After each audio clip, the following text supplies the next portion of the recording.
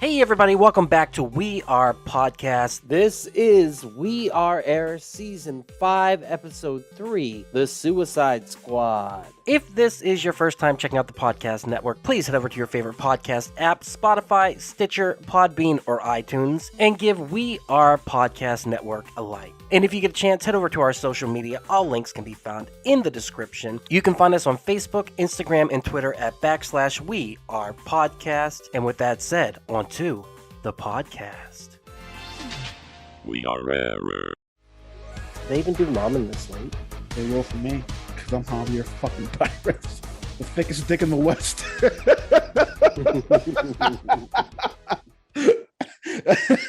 Let's go.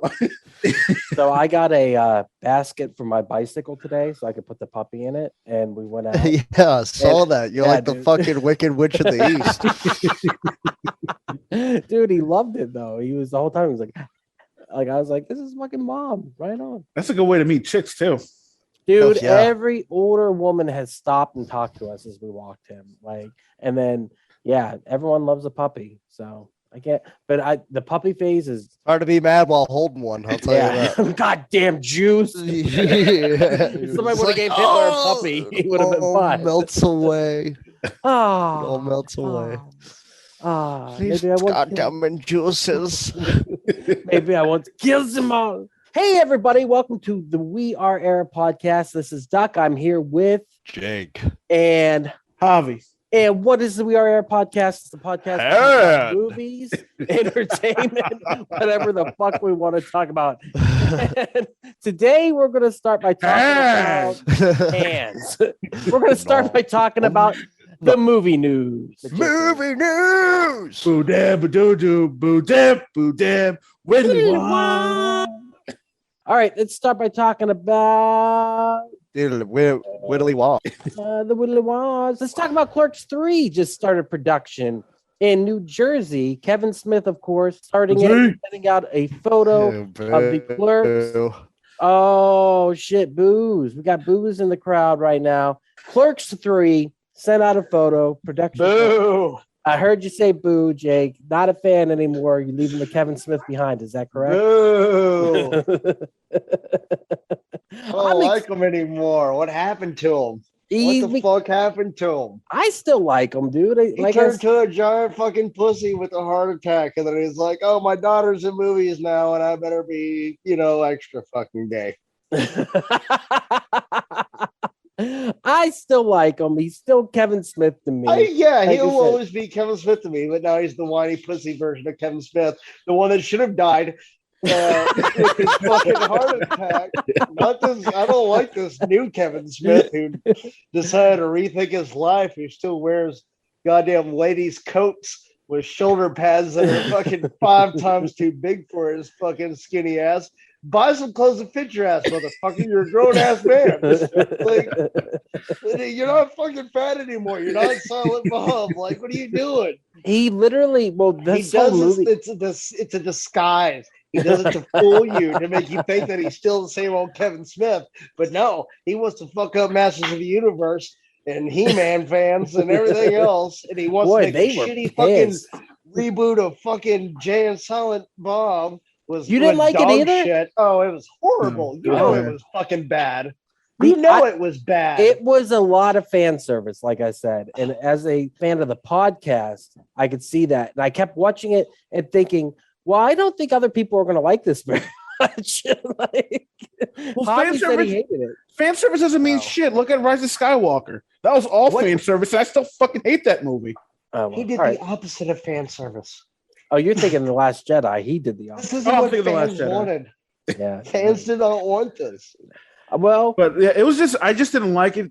He was trying to like rehash old jokes, and they were just so fucking cringy. I didn't like it. I really hope that he keeps Clerks at least in the same vein of Clerks 2 or the original Clerks. Because if it's anything like Reboot, no. It's not gonna happen, dude. It's gonna be like Reboot. It's gonna be like everything that he does recently. If he fucks it up, he's done. Said by I Duck. mean, I feel like he's already done anyway. He Like, really I think- pissed off the people with He-Man. Like, I was shocked. Like, Jay is a huge He-Man fan. I had no idea. And he was just like, oh, it's crap. I was like, what? I was like, Yeah. And then I was like, well, I was never a He-Man fan, so fuck it. He was like, you don't understand. He-Man was everything. No, man, I was a Ghostbusters kid through and through. I didn't give two fucks about He-Man Resurrection or whatever it's called. I was like, I whatever. don't give a shit what it is either, but Yeah. I don't like what it all stands for, though. I know what he's doing. I know what's going on, and I'm not with it. So Not a fan. All right, let's move on to Taika Waititi isn't done trying to make Akira. Javi, do you want to see a live action Akira? boo. Honestly, More boos! Boo. I'm not gonna lie. I think a Taika Waititi Akira would be good. I don't think that is actually applicable. I think if you attempt to do any type of live action of Akira, you were going to shoot yourself in the fucking foot. It is not going to work. Do that with Scarlett Johansson? No, that was did, Ghost yeah. in the Shell. And you know what? Oh, Visually, that could actually be applied to live action a lot easier than Akira can. Yeah, Akira's third act alone is going to have to be changed because even in the original movie, it's confusing as fuck. But are we talking about an anime? it is an anime. Yes. That's why with the Hobbs. Yes, that's And right. honestly, there's never been a decent know what live action Akira anime interpretation ever. Really? Ever? Attack on Titan was uh, shit. Full Metal Alchemist was shit. You gonna tell me that Eon Flux was shit? Yeah, it was. It was. It was really bad. Well, Taika Waititi says, I'm still trying to make it. I don't want to give up on that. I have faith in him. He's a hell of a director. It got postponed because he went to direct Thor, Love and Thunder, which is going to be amazing. Honestly, though, I Hopefully. feel like when it comes to him wanting to do Akira, I think he's buying into his own hype. It's like, yeah, I'm an amazing director. If anybody can do Akira live action, it's gonna be me. It's like, no, I boo. made Hitler a lovable ain't character. Why can't I do an Akira fucking movie? Oh, he's the greatest. Yeah, Chris Crocker, leave Akira alone. I would think it would be great. All right, moving on. Captain America 4, Anthony Mackie is going to be the lead of the movie. It's interesting how he found out. He was at a grocery store, and the teller that he knew at the front of it was like, hey, bro, is this real? And he held up the news to him, and he's like, I guess so. So he found out he was going to be the lead of Captain America 4 while being in the grocery store.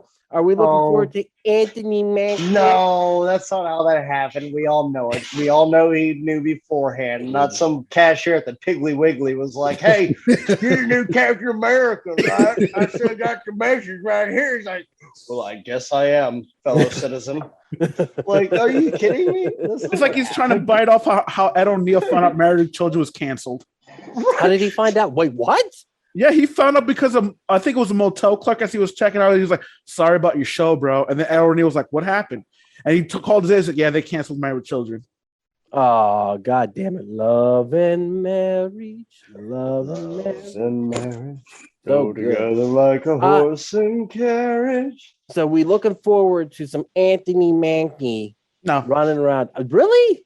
No. I liked it. I didn't care about Falcon Winter Soldier. No, I honestly, I said it before, and I'm going to keep saying it. If they knew that fucking Bucky and Falcon were going to be integral parts for the next phase of MCU, they should have built them up more. They really should have, and they dropped the ball with those first 4 phases. I agree. Maybe I Um, like Falcon Winter Soldier. I didn't like the first 3 episodes, but the last 3 I thought kicked up a notch. I thought they did pretty well. I think the most interesting part of that show was John Walker, US agent? US agent. Yeah, he had the best character arc because he had an actual fucking motive behind his actions. Like he knew that he was second best without that fucking serum, you know, and that was his whole driving force in it. Love him or hate him, yeah, he was a total piece of shit. But I'm saying like his arc was the best in it. Like that's the show that they fucking should have followed.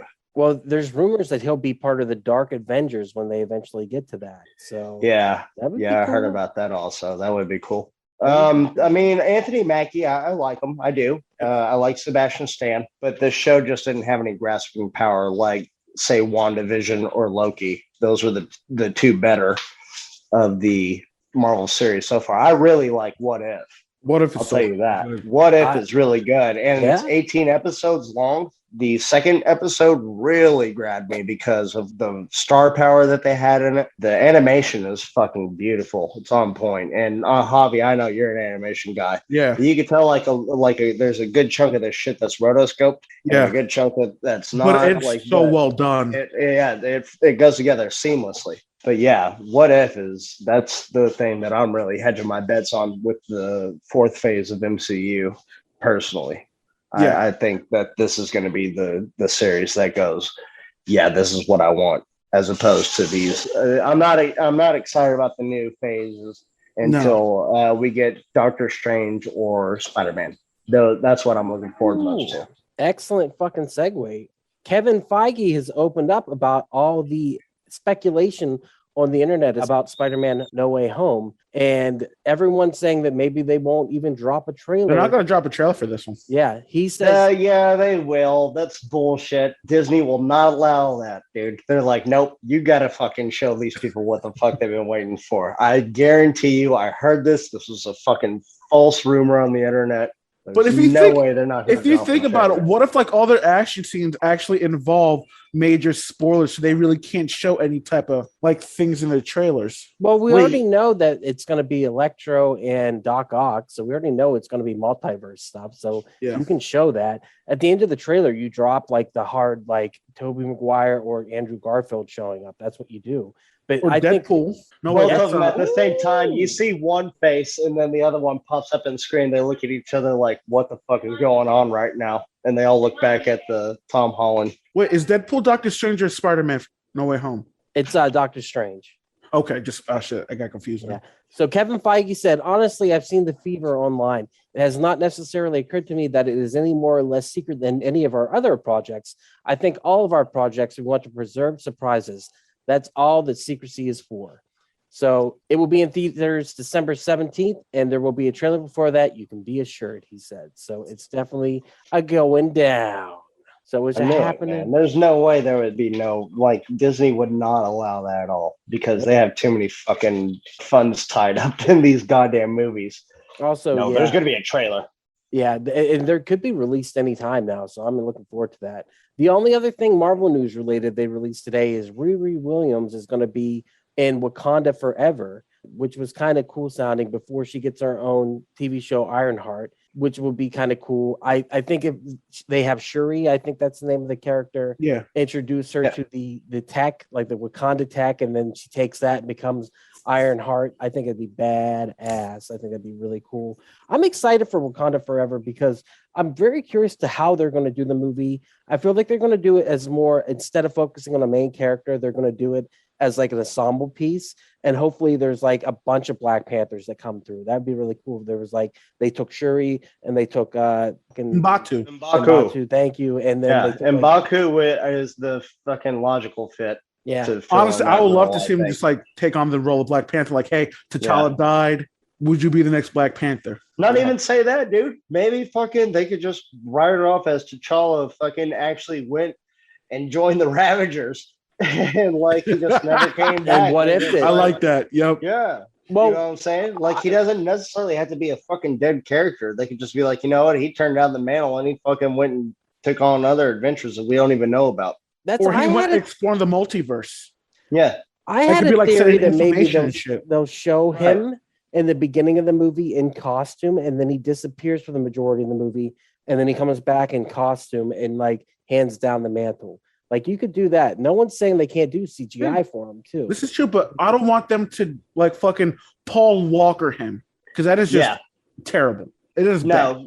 Don't CGI him, but you can still write that scene, Duck. Like it was sent through a message, like from a starship or something, and the belt or the fucking crown and title was delivered to him there without even having to show him. You know, just be like a note from T'Challa from 7 billion light years away. That's why he can't fucking be here, you know, to do it or. Is that second episode of What If pretty good then? It's amazing. It's really good. It's really good. I'm a fan of the series right now. I'm really looking forward to what's going on.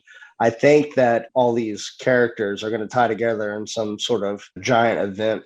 Like at the end, there's 18 episodes, so I think maybe they'll do Marvel Zombies at the end. Well, maybe that thing's going to be I mean, I know they're doing Marvel Zombies, but That would be bomb. You think that, like, what if it's going to tie into the multiverse arc along with the phase, or you think it's going to be like a completely separate thing? Like I think it'll be a one-shot? completely separate thing, like the actual comic books. Well, The actual comic books are great if you've ever read them. I never read the that What doesn't Ifs. mean No, to no, cut you that's cool. All right. Moving on to the next thing, I want to talk about Jason Rising, a Friday the 13th fan film. This has been released on YouTube. It is 100% a fan film that was created using the Friday the 13th franchise characters, Jason Voorhees specifically. It's an hour long. I just suggest everyone go check it out. It is cheesy as fuck. And I just wanted to give it a shout out on the podcast and say, check out this love of Friday the 13th. I'm going to watch it and do a whapping reviews on it. I can't wait. But from what I've seen of it so far, it's pretty bad. We tried to watch it when I was doing laundry at your place, and you were just like, "Yeah, I can't do this." Yeah. Even the beginning, is I was really like, fan I can made." tell this isn't good. I can tell this isn't good. But I again want to give it a shout out. The other one I want to give a shout out is Super Mario Brothers, the movie, the director's cut, which just released the other day on smbmovie.com. They added an additional 20 minutes of material to the movie, which I watched. So it's an interesting story. They bought out a tape on eBay that was found in a storage locker by the producer who had it in a storage locker or something like that, Storage War style. And they found out that it was a production tape of the movie. And so whenever they compiled them together, any added scene actually has like the numbers on the bottom, like the production store numbers, and it ticks through.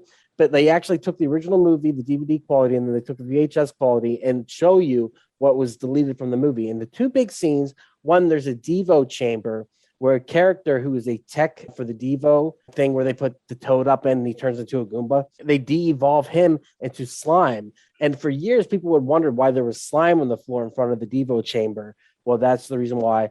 The second one is Iggy and Spike. They do a rap in the Boom Boom Room where they talk shit about Koopa. And later in the movie, one of the characters says they were talking shit about Koopa in the Boom Boom Room and no one ever knew what the fuck that meant. And there's an actual rap. It's terrible. And what's interesting about the Mario Brothers movie is the actors who played Iggy and Spike, at a certain point, they just started rewriting their scenes and doing improv, and they kept it in the movie. Isn't one of them like an Oscar-winning writer? Fisher Stevens. Fisher Stevens. Yeah. He was also in Always Sunny. He was in House 2. No, wait, he wasn't in House 2. That was already. He was at a Short Circuit, Yes. Hackers.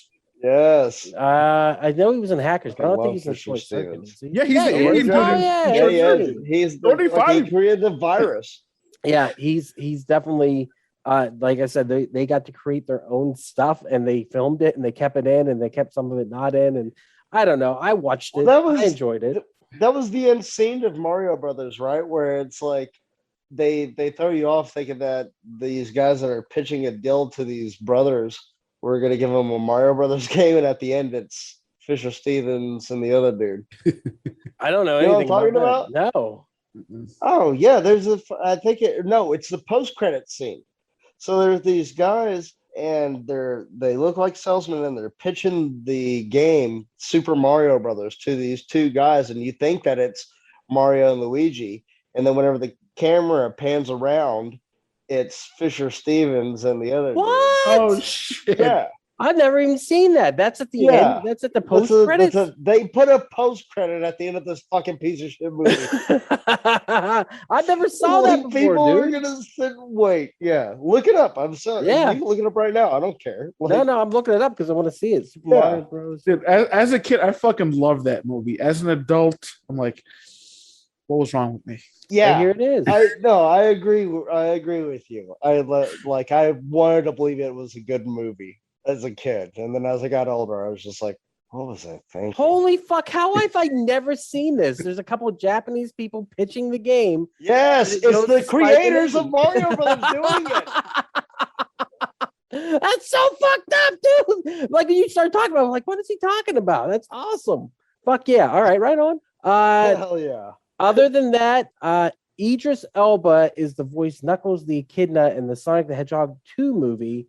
I don't Idris know. Elba, huh? Idris Elba? Is that how you say his name? Idris Yeah. Elba? He's Oh sexy. no, yeah, he's great, dude.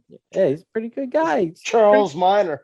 Yep, and he is so much better in Suicide Squad than fucking Will Smith. Oh, well, let's get to it. Let's talk. Well, here's the thing. Will Smith is just Will Smith in every movie he plays. What's the difference between Will Smith and Fresh Prince of Bel-Air and Will Smith and Men in Black? Nothing. They're the same person. It's charismatic as shit, Will Right. Smith. Well, I let's will get say this: the guy that they got to play Deadshot in Suicide Squad, he acted just like Will Smith. just like Will Smith. I know they're different characters, but I'm just saying I prefer Idris Elba. All right, hold on. Let me introduce it. All right, we're talking about the Suicide Squad 2, the Suicide Squad, whatever it's called. The Scood. Scood. That's all you gotta know it's called. We're gonna talk some Scood. All right. So obviously, already talking about it, this role was written for Will Smith, right? And they just put Deadshot into it, or do you think it was actually written piece by piece for Deadshot? It was written the opposite of what you just said. It was written specifically not for Will Smith. James Gunn said that he specifically wrote it with Idris Elba in mind. Yeah, to take the place of Will Smith because he wasn't going to be in it. Right. Yeah, it's like if there has to be anybody else besides Will Smith, Idris Elba. I get it's too close to the character of Deadshot not to be the same. It's the daughter situation, the way he kills, like he can kill with anything. He's a perfect shot. It's just too close not to be written as Deadshot originally. It is. It was rewritten. Yeah, to be Bloodsport. Yeah, it's very clear, but it works. Initially, he was hired to take the place, and it was between James Gunn and Idris Elba. They decided not to call it Bloodsport. They not to call it Deadshot, and so Will Smith could come back in the third movie if he wanted to. So that's what's going on. But does it work as a separate character completely? Yeah, I think so. I think he's fucking. I love the scene with the daughter talking to him. Like you think it's going to be the same as the first movie, and that's the other thing is they keep saying this is kind of a remake reboot. I just consider it a second movie in the series. I didn't see anything that implied that it wasn't attached to the first movie. Did you guys? No. Yeah, I like to think that it was just a separate thing. Yeah, it's just its own thing. It's just it's better. It's a lot better. Yeah, it's a lot better. it truly is. Yeah. But it's rated R. WB didn't interfere with it. You know, the first Suicide Squad movie, it was what it was. Duck, you and I, we both admit that we like this movie. I think Javi's on the fence about this one. No, I hate that one. Yeah, okay. He's hanging on the fence over there by himself while we like this movie. Yeah. Put that off the fence. Yeah, please. Come on. It's fun. It's a popcorn movie. The first half of it's good. The second half is not as good, but it's still a fun movie. It's fine the way it is. But it doesn't fucking touch close to what this movie is. Not one bit. This movie is head over. It's streets ahead. It's streets ahead. It's fucking like miles ahead. Hey everyone, it's just Duck jumping in here real quick to say thank you so much for checking out the podcast today. If you're enjoying it, head over to your favorite podcast app, Spotify, Stitcher, Podbean, or iTunes, and give We Are Podcast Network a like. And if you get a chance, head over to our social media. All links can be found in the description. You can find us at Facebook, Instagram, and Twitter at /We Are Podcast. And with that, back to the podcast. Well, all right, guys. What specifically is it about this movie, though, other than King Shark, which we can all agree kills it with Stallone? Love him. Fucking King Shark. So such a little fake mustache thing that he could pass.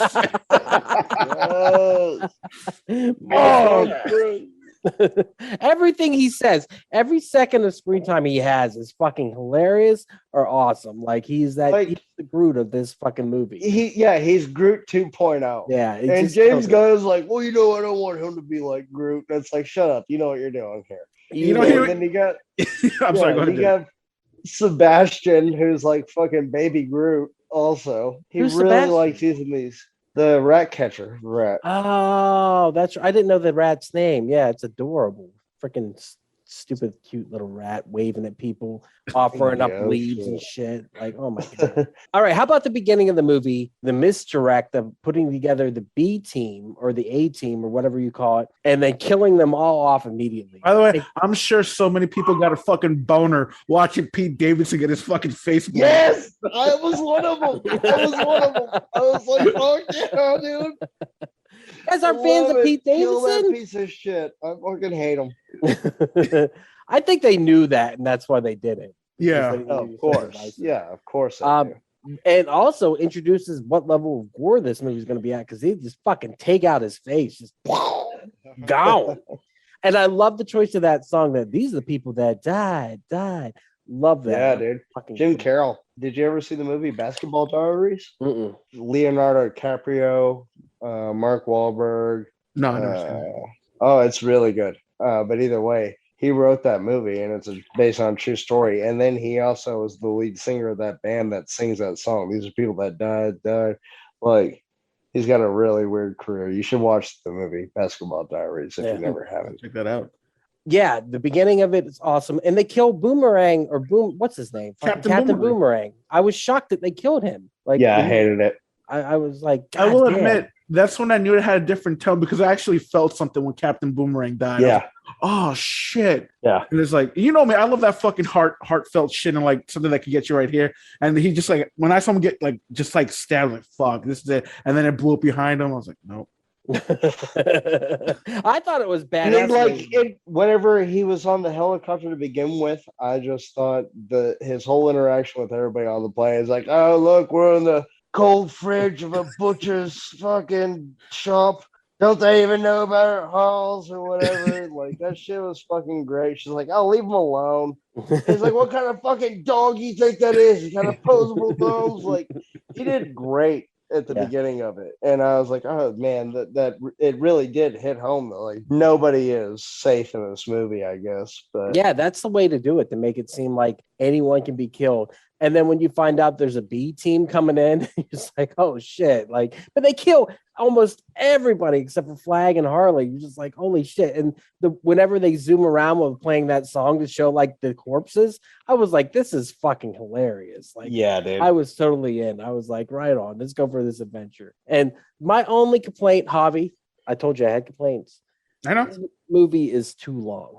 It's so fucking long, dude. It is 2 hours and 15 minutes long. Like, are you kidding me? You could have cut out a little bit of it. Did you guys feel it was too long, or did you feel like it was just right? Honestly, it was actually just right. It's not like an Apatow movie. We're like, okay, this could have ended roughly 45 minutes ago. Why are we hitting 2.5 hours right now, Apatow? With this movie, I felt like it was perfect. The timing was good. You got to where you had to go in just the right amount of time. And yeah, it built up and it all coalesced in a very good moment. And it's just like, I like the length. I have no problem with the length. How about you, Jake? I think you could have shaved 15 minutes off. The Harley Quinn scenes, mostly, though. Yeah, her stuff was a little bit boring. Yeah, it dragged on a little too long. And everybody loves to see Margot Robbie on screen. I'm not stupid. Oh, no, I'm the same way. I love seeing her. But it felt disjointed in a lot of ways. They could cut it out of a lot of chunks of that shit. Yeah, it did seem kind of fillerish with her. Yeah. Yeah, like, I mean, nothing against her, but I mean, like, she already fucking killed the president. El Presidente. At that point. Yeah, and then the scene dragged on more, and it's like, oh, we're going to have, like, a torture scene where she got caught. And it's like, all right. And I do love the bar scene, though, whenever they go to the El Gatito Amable or whatever, or La Gatita Amable. That scene was fucking great. They had K-Flay playing in the background. Oh, I fucking love that song so much. And Lloyd Kaufman's in there, too. Yes, Lloyd Kaufman was there. Yeah, it's fucking James Gunn's mentor. Yep. And yeah, I mean, that scene was fucking great. You can't have that scene without the fucking Harley Quinn scene. So it's like it's a pass. Yeah. You know what I'm saying? But she was a little bit lesser in this movie, I feel like. I feel like in the first she one, wanted got to be. Attention. Yeah, she wanted attention. to be. And this one was just lesser. And you know, it should have been, because those characters were way more captivating than fucking Harley Quinn. Yeah, the entire team was, but she knew that, and she had the failure of Birds of Prey, and she didn't want the whole movie riding on her shoulders. She likes being just a little side piece in this bitch. You know what I'm saying? She likes being that little side dime in the fucking movie. Nobody gives a fuck about her. To go back to what you were saying about that bar scene, I love when they kick in with K-Flay, they kick in with Peacemaker. Go, Senora, you forgot the rat. Yeah, dude. And then he looks at Ratcatcher too, and he goes like that. John Cena, where the fuck did he come from in this movie? I don't know. I didn't even see him the entire movie. It was crazy. He was so good.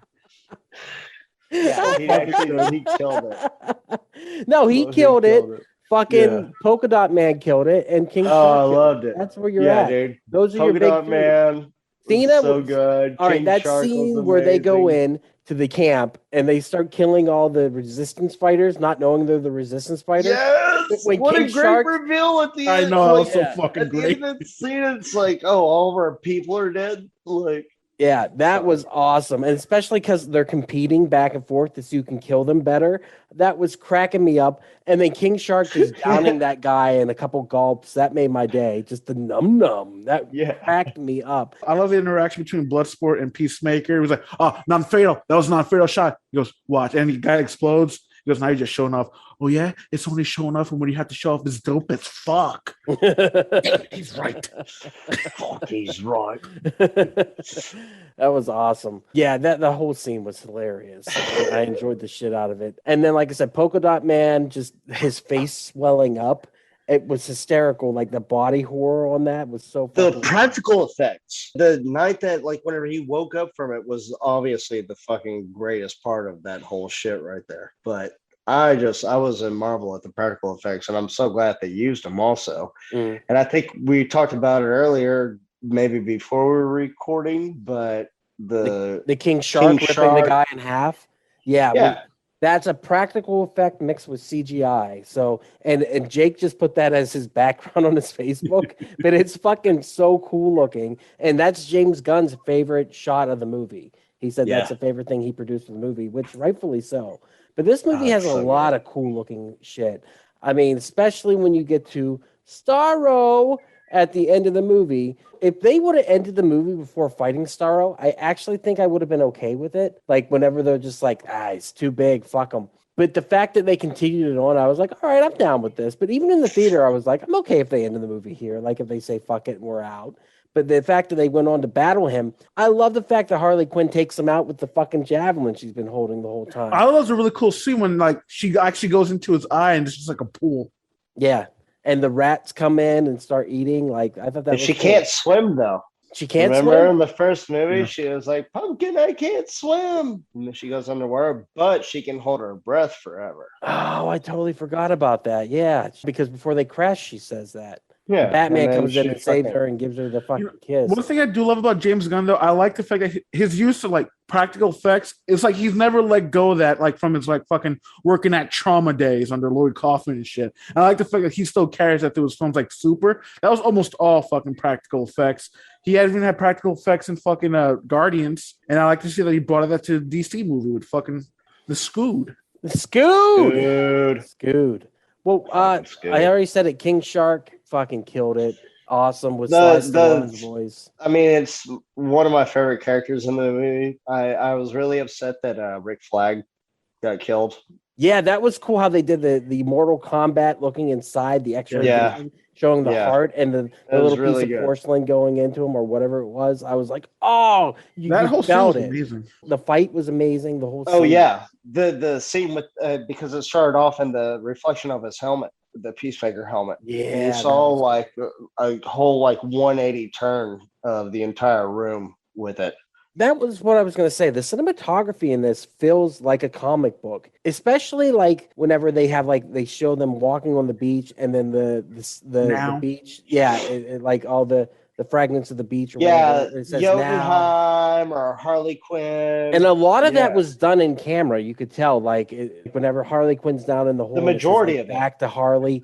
It's just you could tell that was written in the roots of whatever the hole was. It was like Or Scott the Pilgrim. Jotunheim, like you said, that was like obviously a sculpture that they went up over. It's like the Scott Pilgrim. It was like an Edgar Wright type move. Like we I talked did about. say that, yeah. It Yeah. felt Yeah. a little bit. A lot of this Yeah. felt a lot like Edgar Wright in a lot Yeah, of you ways. feel it. Yeah. 100%. But it works, and it works great. I can't wait to see a third version of it. The one thing I was going to say, I read a theory online today that the original team that goes up, the team with Blackguard and Savant and TDK, supposedly, what's her name? The bad guy, the woman. Viola Davis. Oh, dude, she did so good in this movie. Yeah. also. What is her character's name? Oh, shit. I can't even. think. Amanda Waller. Amanda Waller. Supposedly, Amanda Waller, she sent the men to be a distraction and to get killed. That was their very purpose. And she wanted to get rid of Rick Flag and Harley Quinn. I think that was the thing the whole time. Yeah. And I so mean, that makes sense. The B Why team, would she put him on the shit team? Yeah, she put him on the shit team. Yeah. So the Weasel survives. And James Gunn has said Weasel might not have committed those murders with those 27 children. He said he might not have. He also might have recanted a lot of shit he said on Twitter. So I don't necessarily believe this guy, but I like him. True. I'll tell you that. But supposedly that team was sent in to be destroyed. I like that theory a lot, especially because it did seem like the lesser of the powered people in that team. And then it cracked me up whenever Bloodsport and Peacemaker basically had the same background and powers. Yes. I was like, this is awesome. Are you fucking kidding me? Yeah. Although you said we're all different. I do it, but I do it better. He fucking cracked me up, dude. John Cena was awesome. All right. I didn't know this. I didn't stay around for the post credits. John Cena survives. Yeah. You know, we're getting a Peacemaker HBO series directed by James Gunn. Yeah. Oh shit. You guys already shot and filmed. He directed like 5 out of the 8 episodes also, but he wrote the entire series. I'm excited about that. The guy who was the main intel man for the guy who looked like Wilson Amo? Yeah, exactly. His character's name is John Economos, is Steve Agee. He's the guy who did the mocap for King Shark. King Shark. Yeah. Yeah, he was good. He's going to be in the series as well. But yeah, he was fucking hilarious. I don't know if you've ever seen the Sarah Silverman show, but he killed it in that. He was really good. Did he play one of the gay guys? Yeah. Okay, yeah. He's a super tall dude. Yeah, I remember that. Guys, what else about the movie do you guys like? What soundtrack was fucking dope. Oh. Yeah. Yeah. They're really good. Any specific song that really, other than for me, it was the Decemberist song that really stuck out for me. I've been listening to the soundtrack and I really like it. How about you guys? K-Flay, the K-Flay song on the bar. I was gonna say K-Flay. Yeah, I was about to say K-Flay also. Yeah, it's pretty good. I'm not gonna lie. Oh, I love Polka Dot Man. Polka Dot Man and his mom stole it for me completely. Yeah. I fucking love Polka Dot Man. Yeah, and especially the way that he goes out, he's like, "I'm a superhero. I'm a motherfucking super." Splat. That sucked. I hated that. No, that was awesome. That was awesome. They never showed his body. Much. Oh yeah, I know. No, they just showed his. They just showed his outfit. He's not dead. But he also said that he had brothers and sisters that lived, and they might look just fucking like him. That would be awesome to bring him back and be like, I'm not him, but I'm him. I love the fact that he saw his mom everywhere when he's on the dance floor, especially with all the people dancing around him. That cracked. No, whenever the entire Suicide Squad was his mom. That was good. Everywhere. Yeah, even just at the end, he's like, mom it's your King mom. Yeah, his fucking mom was King Shark. Yeah, it was awesome, dude. I love that. It was just such a fun little twist. And when he goes to the cabin after they kill all the people in the little camp, he's like, I turned your coworkers into my mom and killed them. Yes, that was the best fucking line. That was hilarious. What a fun movie. Just what a fun movie. If it wasn't so long, I think it'd be even better. That's my only complaint. Only complaint is it's super long. Starro, with the ridiculousness of having the starfish on the faces and then showing what it like as soon as the starfish is on the face, you're done. Like that thing is like showing that scene with the gore and stuff. I was like, oh shit. And then just how cool it was to see all the starfish coming out and taking over the army and all the people in the village and stuff like that. I was like, this is ridiculous and over the top and so comic booky, and yet it works. Everything is comic booky and would work on the page, like as a 4-print comic, like a 4-color comic, but it works here in the movie too. And people are saying, like Javi says, this is in this top 5, right? Yeah. Hands down.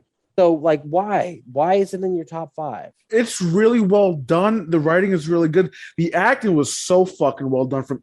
Usually in like ensemble movies like this, there'll always be one standout acting wise, but in this one, they were all hitting their fucking marks, and you genuinely cared about these characters. Like, I was upset when fucking when who died at the beach? Captain Boomerang. I got upset like that quick into it. I was really upset when Polka Dot fucking bit it.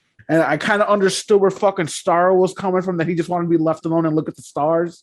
And it's just like, you genuinely care about all these characters and the soundtrack and just like the certain fucking hits and that whole scene between Peacemaker and fucking Colonel Flag. That whole scene was just fucking amazing, especially when you can see the regret on Peacemaker's face having to do this. And this motherfucker loves killing, and he had regret about this one. And that's just he loves peace. That's why he kills. Come on now. He would suck all those dicks, or you'd eat all those dicks on the fucking beach. Oh, I forgot to mention the scene with the smaller bullet too. That was really cool. Whenever they both shoot, whenever that was a good callback. Yeah, that was fucking bomb. How about you, Jake? Is this in your top 5? You think of DC movies? No, all the superhero movies. I don't know. No, I put it in top 10. I would say for me, it's top 20. It's good. Like I told Hobbs earlier, I put the 2 Guardians movies above this. I like this, but it doesn't have the same feel goods as those have. But it has it, but it's a different version of it. You know what I mean? Yeah. And I do like a lot of parts of this, though. I mean, there's no denying that. And also at the very end, I think Javi kind of touched on it, though. Whenever Star, I was just like, I was happy just looking at the stars. And then he fucking dies. It's like, oh, that's kind of fucking, that's gruesome. Yeah, that's a little fucking macabre. But I liked it. It was kind of implied that the Tinkerer was doing things to him that might have been sexual in nature. That was really implied. Yeah, he was totally fucking that starfish. He was fucking that starfish. Like, and that's what's funny though, is because Peacemaker was correct. Starfish is a fucking slang term for butthole. Do you think there's some sort of connection? Yeah, clearly there is. I don't think anybody's put that together yet, but I posit that is a definite reference. 100%. I think that's happening. Javi, why do you look so depressed now? Huh? You look so sad. I'm just on my phone talking to my Dasher. Oh, okay. For the ramen. Yeah. Well, guys, is there anything else about the movie you want to talk about? Yes. Well, not so much the movie itself. This is where DC needs to go because Marvel ain't going anywhere near this type of shit. Now's a chance. Marvel's down. It ain't going to come back for a long time. DC's got to take this fucking ball and roll with it. You got to go hard R. You got to go graphic. You can't. Your characters are built for this shit. Marvel characters aren't so much. But yes, they got to strike with this level. This is what they got to do. This is their way to beat Marvel. Agreed. 100% agreed. I think that what they're going to do also is they're going to move to a lot of HBO Max exclusive stuff and make it hard R. Like, people know HBO is a hard R. So there's nothing wrong with creating content that's hard R for it. Right. And do a Batman that is killing Joe. Hard R. More series. You see some Bat Dick or Batman eating out Catwoman. I don't give a fuck. Actually, a Batman arc that I wouldn't mind seeing as a hard R series would be Death of the Family. That would be cool. If they do fucking Hush, oh my God. Oh, man, that would be badass. Yeah, it'd be cool. There's been rumors that the Ben Affleck Batman will go to HBO Max exclusively. And if they can make that work, that'd be badass. And also the TV show, which is going to be the spinoff from the Batman, the Robert Pattinson Bat version, is going to be HBO Max. So HBO Max has the ability to do a lot of cool shit with the DC stuff. All right, guys, we talked some Suicide Squad, and we had a good time. Thank you, everyone, for listening. This has been Duck. I've been here with Jake. And Javi, if you don't like this movie, you can go fuck yourself. And with that said, go fuck yourself. I don't know what else to say. Oh, shit. Don't be a dick. Don't be a dick. Be don't bad. be a dick. Be bad. Don't be a dick. Go fuck yourself. What do you say? All right, that's the end of it. Boom. Done. Good. Alcohol. And there it is. Thank you again so much for checking out the podcast today. If you enjoyed it, head over to your favorite podcast app, Spotify, Stitcher, Podbean, and iTunes, and give We Are Podcast Network a like. And if you've enjoyed this podcast, you're going to love the other podcasts here on the We Are Podcast Network. We have We Are Bagu, a video game podcast where we talk Atari to Steam and everything between. That's me and Dr. Ethan Eastwood breaking down all that video game lore and having such a good time. Heroes, Gyros, a Dungeons and Distractions side quest. Me and the boys were playing some D&D. You can start that one from Season 1, Episode 1. It's a blast the whole way through. And I Hate Being Sober. Personal stories from epic people I sit down with some of my favorite people of all time. We talk about their trials, their tribulations, and their journey this far. And finally, our new live video podcast, Camp Slash Horrorcast, where we're going to have a roundtable discussion about our favorite horror movies. That'll be available on Twitch and YouTube, streaming every Monday at 8 p.m. Check the links in the description to find out what movies we'll be watching. Also, check the links in the description for our social media. You can find us at Facebook, Instagram, and Twitter at /We Are Podcast Network. With that said, thank you so much for checking out the podcast today. Please remember to support local comedy in any way that you can. We'll see you next time.